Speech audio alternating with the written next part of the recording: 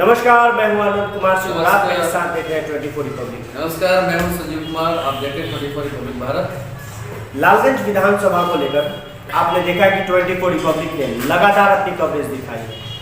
हमने और संजीव जी ने 24 रिपब्लिक के माध्यम से मई जून महीने से लगातार पब्लिक की ओपिनियन आपको दिखाई है। आपने देखा है कि पल पल यहाँ पर लालगंज विधानसभा में परिदृश्य बदलते रहा है। बीजेपी, कांग्रेस और काफ़ी निर्दलीय प्रत्याशी लेकर टोटल 25 प्रत्याशी इस मैदान में आ चुके थे। लड़ाई बहुकोणीय मुकाबला हुआ। पहला बार ऐसा नहीं है कि आमने सामने की लड़ाई हुई, बहुकोणीय मुकाबले की लड़ाई हुई।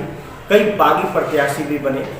तो स्पष्ट तौर पर आइए हम लोग बातचीत करते हैं कि हमारा आकलन क्या हो सकता है। संजीव जी, हमारा आकलन तो ये है कि यहाँ पर बहुत ही मुश्किल और कांटे की लड़ाई होने जा रही है और हो रही है, हो चुकी है। तो जहाँ की कांग्रेस है, भाजपा है और यहाँ पर एक निर्दलीय प्रत्याशी हैं जो पिछले कई बार से विधानसभा चुनाव जीत करके भी आए और उनके साथ ही अच्छा खासा लड़ाई है। लेकिन इसमें पिछले जो सिटिंग विधायक जो रहे हैं राजकुमार साहब, उनको भी कम नहीं आंका जा सकता है। तो हम पूरा वो भी लड़ाई में लालगंज विधानसभा को लेकर ये हमारा एक आकलन है। हमने ये अपना एग्जिट पोल नहीं, हमारा अनुमान है। हमने हर बूथ, हर जगह से सर्वेक्षण किया, तो मीडिया चैनल से काफ़ी लोगों से बातचीत की है। बूथ पोलिंग बहुत लोग बने हुए हैं। हर जगह से हमने ये पूरा रिपोर्ट लेकर अपना बनाया है कि ये जो सारे प्रत्याशी मैदान में आए, ये इतने वोट पर अपना प्रभाव डाल सकते हैं।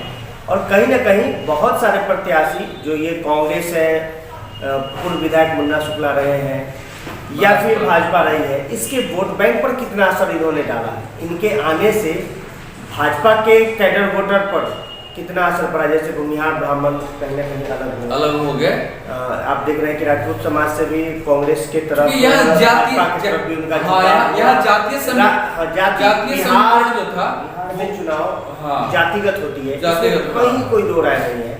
हर किसी ने जातीय समीकरण साधने की कोशिश यहाँ तक कि वर्तमान विधायक विकास के एजेंडे को नहीं ले जा पाए। एलजेपी से उनको टिकट मिला था और वो अगला पिछड़ा करने लगे, अपने समाज को इधर उधर करके पॉलिटिक्स उनकी चली और कहीं ना कहीं युवाओं को केंद्रित किया पूर्व विधायक मुन्ना शुक्ला ने। उसके बाद माइनॉरिटी में उनके प्रति विश्वास बढ़ा लोगों का। हर जाति धर्म मजहब के साथ उनका वोट बैंक रहा। भाजपा का अपने विकास के एजेंडे को लेकर कोरोना काल में जो उन्होंने मोदी जी ने चावल या 500 रुपये का, इस बहुत सारे एजेंडे को लेकर, हिंदुत्व के एजेंडे को लेकर योगी आदित्यनाथ रैली में आए हुए थे। ये सब चीज़ चला। कांग्रेस भी महागठबंधन तेजस्वी के 10 लाख जो नौकरी देने का वादा, उसको लेकर लगातार पप्पू सिंह जो है प्रत्याशी महागठबंधन के, वो लगातार क्षेत्र में रहे। पिछली बार महागठबंधन की यहाँ से हार हुई थी। मुन्ना शुक्ला उस समय प्रत्याशी थे। तो आप देख सकते हैं कि यहाँ पर जो दिखाया जा रहा है कई बड़े टीवी चैनल्स में एग्जिट पोल लालगंज को लेकर, तो हम कहते हैं कि यहाँ पर सीधे मुकाबला कहीं ना कहीं बीजेपी और पूर्व विधायक मुन्ना शुक्ला के साथ होने जा रही है।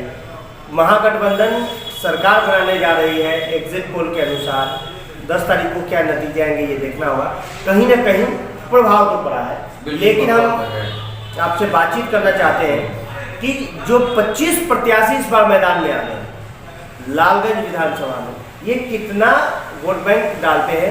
कहीं ना कहीं भाजपा का ज़्यादा डैमेज मुझे यहाँ पर दिखाई दे रहा है। बिल्कुल बिल्कुल बिल्कुल। क्योंकि आप देख लीजिए कि दिनेश कुशवाहा, जिनको मैं मानता हूँ कि 4000 वोट ये ला सकते हैं, अधिकतम मैं इनको 6000 के रेस तक ला रहा हूँ कि 4000 से 6000, क्योंकि ये 1,90,000 की पोलिंग के अनुसार है। 1,83,650 मैं जो आपको आंकड़े बताऊंगा, अधिकतम वो हमने नहीं जोड़ा, जो मैंने मिनिमम माना है वो हम आपको दिखा रहे हैं कि दिनेश कुशवाहा 4000 से अधिकतम 6000 ला सकते हैं। ये हमारा अनुमान हमारा है, चाहे अब रिजल्ट के दिन कुछ और हो, लेकिन 4000 तो वो लाएंगे।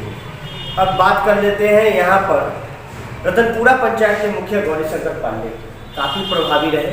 लेकिन जब बीजेपी के कैडर भगवानपुर प्रखंड के अंतर्गत मिला तो कहीं ना कहीं थोड़ा सा इनका उन्होंने भी कैंपेनिंग बहुत अच्छा किया, लेकिन सही तरीके का प्रभाव नहीं डाल पाए, क्योंकि बीजेपी के आने के बाद उनका प्रभाव घटा है। सामने अगर जदयू के प्रत्याशी से अगर मुकाबला होता तो कहीं थोड़ा सा इनका।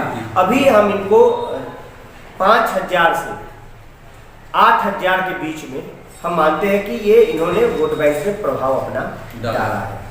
दिलीप ठाकुर प्रत्याशी के तौर पर आए, लेकिन मुझे नहीं लगता है कि पप्पू यादव के कैंची का कुछ मैजिक यहाँ पे चला है।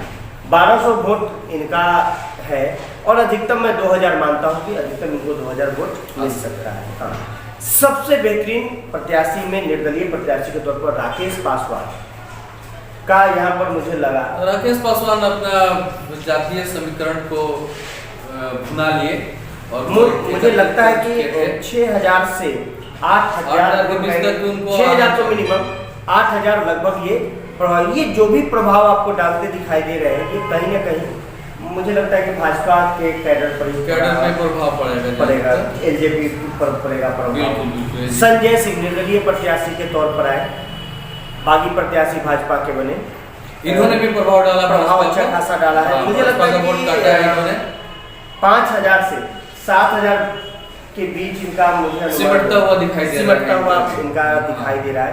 कहीं ना कहीं भाजपा का यहाँ पे डैमेज भाजपा कोई डैमेज। शैलेंद्र कौशिक 6,000 से लगभग 8,000, क्योंकि पिछले विधानसभा में 8800 वोट लाए थे, तो मुझे नहीं लगता है कि इससे कम होना चाहिए, लेकिन बहुकोणीय मुकाबला है तो मैं 6,000 इनको देता हूँ, अधिकतम 8,000 तक जा सकता है।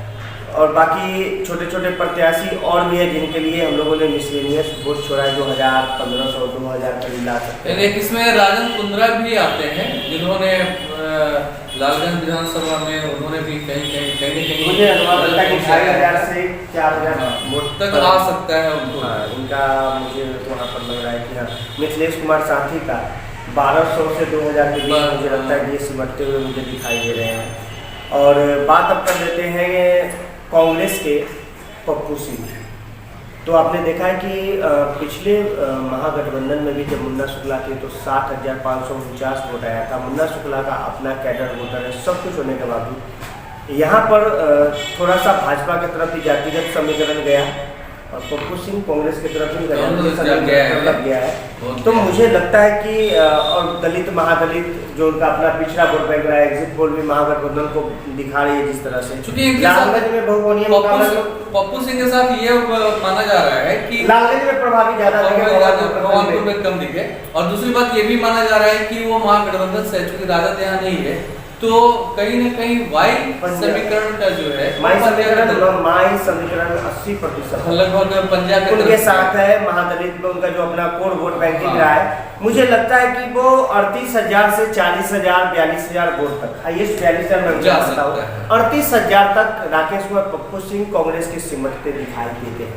यहाँ पर बहुकोणीय मुकाबले में हम बातचीत कर लेते हैं मुन्ना शुक्ला, अपना कैडर वोटर है, जातिगत समीकरण है, लगभग हर जाति धर्म मजहब में इनका पास तो हर जाति का वोट है। मुझे लगता है कि माइनॉरिटी का इनको 20% तो लगभग इनको मिला है, 80% सीधे पंजाब में जाता है, 20% इनके साथ आया है। ज्यादा वोट बैंकिंग में भी 10% है, दलित महादलित निषाद समाज है, वैश्य समाज है, अपना जो जातिगत कैडर रहा है। जदयू भी इस बार बीजेपी के साथ दिखाई नहीं देती है, जदयू कहीं ना कहीं मुन्ना शुक्ला के साथ ही दिखाई है, मुझे लगता है कि है। तो मुझे जो अनुमानित पोल इनका लगता है वो 50,000 से 55,000 के बीच में दिखाई देता है। अब बात करते हैं बीजेपी की। बीजेपी के साथ अपना हर जाति का यहाँ पर रहा है, हर घर में बीजेपी का अपना कैडर वोटर है, अपने जातिगत समीकरण प्रत्याशी के जातिगत समीकरण के साथ भी पूरा जो वोट बैंकिंग इनके साथ नजर आता है हर समाज का।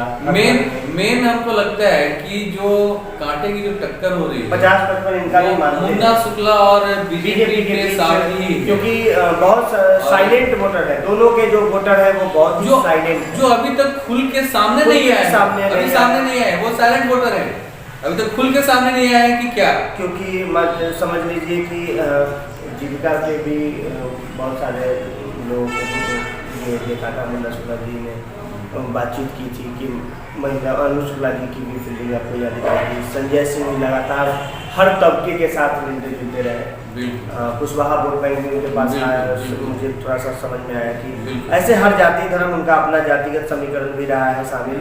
और सब अगर ओवरऑल भी ले ले तो मुझे कहीं ना कहीं ये लड़ाई सीधे तौर पर भाजपा के साथ मुन्ना शुक्ला की दिखाई देती है। 5 से 7 हज़ार मुझे लगता है कि कहीं ना कहीं अगर 48,000 अगर मुन्ना शुक्ला जी का हो जाए या फिर बीजेपी का हो जाए तो यहाँ पे सिमटते दिखाई देते हैं। ये 48 से 55 का जो चक्कर है, आंकड़ा है, ये मैजिक है। ये 48 से 55 के बीच हम दोनों को दे रहे हैं, 50 से 55 ये दोनों लाएंगे। हमारा आंकड़ा लग रहा है कि 48 से 55 के बीच में ये फैसला होना तय है। अधिकतम 60 ये दोनों प्रत्याशी ऐसे हैं जो 60,000 वोटों की अंतराल पे आते हैं। अब देखना दिलचस्प होगा कि इन दोनों में से जीतता कौन है। हालांकि संभावनाओं का बाजार पूरा गर्म है और दोनों ही प्रत्याशी, क्योंकि दोनों का वोट हर बूथ पे रहा है, इसलिए मुझे लगता है कि बीजेपी और पूर्व विधायक मुन्ना शुक्ला में से कोई ना कोई लालगंज विधानसभा की बाजी मार लेगा। 10 नवंबर को ये देखना बहुत दिलचस्प होगा कि क्या होता है। और आपको हम दिखा दें कि लोकसभा चुनाव में पशुपति पारस 94,000 वोट लाए थे, जबकि हर जाति, भूमिहार, ब्राह्मण, राजपूत, हर समाज, यहाँ तक कि एलजेपी भी साथ ही, तब 94,000 वोटिंग आई। सिर्फ चंद्रराम बोस समय 42,000 वोट मिला था। और हम 2015 की बात करें तो एलजेपी हम आरएलएसपी भाजपा के साथ थी, तब 80,842 वोट लोजपा को आया था। और उस समय माई समीकरण के साथ मुन्ना शुक्ला जब थे, भूमिहार, ब्राह्मण सब लोगों साथ भी थे, 60,549 आया था। तो सब कुछ अब आंकड़े, अब बहुत चीज स्पष्ट हो गए हैं। जितना भी वोट कटा है वो कहीं ना कहीं कांग्रेस का हो, बीजेपी का हो, मुन्ना शुक्ला का अपना कैडर वोटर रहा है, उनकी भी वोट परसेंटेज में कटौती आई है। तो मुझे लगता है कि अगर कहीं ना कहीं संभावनाओं का बाजार अगर गर्म रहा तो ये दो प्रत्याशी मैदान मारेंगे।